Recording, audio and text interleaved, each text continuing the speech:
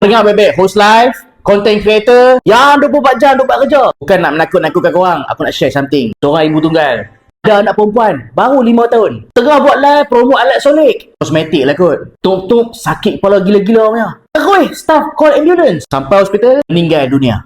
So, ramai yang tag aku dekat posting tu. Kau tahu apa yang jadi?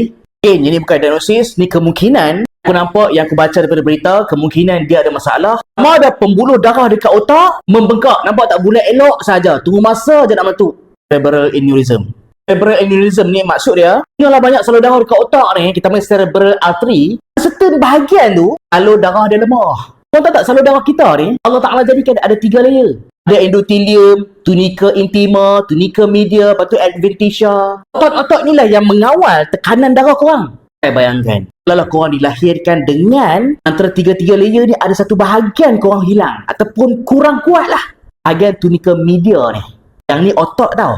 Yes, salur darah korang ni ada otot. Otot ni kurang kuat. Korang memang ada tekanan darah tinggi. Ataupun tak cukup tidur lah. Contoh berlaku dekat kes mendiang ni. Jadi host live stres weh. Nak menghadap kecaman pula. Nak menjual lagi. Nak capai target setiap kali live. Tengok lagi ke view kosong. Weh, stres weh. So, stres yang berpanjangan akan meningkatkan tekanan darah. Korang kalau stres, jantung pun akan turut stres. Jantung stres apa jadi? Degupan jantung akan lebih kuat, lebih laju. Dan benda tu akan menyebabkan lebih tinggi tekanan darah. Tekanan darah tinggi means blood flow laju. Saya bayangkan kalau dinding salur darah korang dekat otak lemah. Ada kemungkinan boleh benjol macam ni. Yang ni timing bomb weh. Anytime boleh meletup. Bila meletup, apa jadi pada otak? Pendarahan pada otak. Subarachnoid hemorrhage.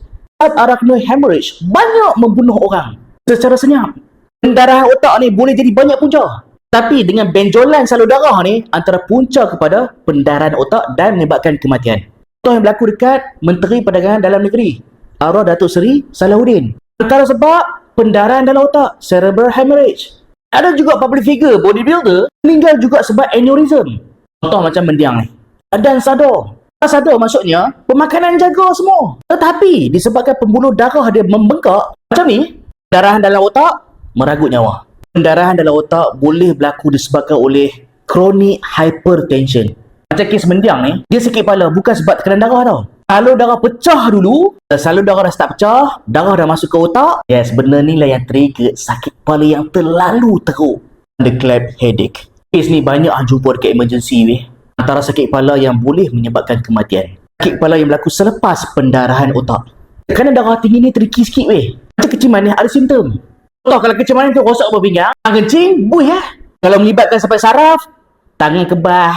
Dan kalau kenciman itu melibatkan salur darah mata, mata jadi rabun, diabetik, retinopati. Itu tanda-tanda kenciman selain korang cek gula. Tapi kalau tanda-tanda darah tinggi, tak semua orang sakit kepala tau. Aku refer National Health Mobility Survey 2023. 29.2% orang dewasa dekat Malaysia ada masalah tekanan darah tinggi. Sama dengan seorang daripada 3 rakyat Malaysia ada darah tinggi. Paling bestnya, 11% tu tak tahu pun mereka ada masalah tu.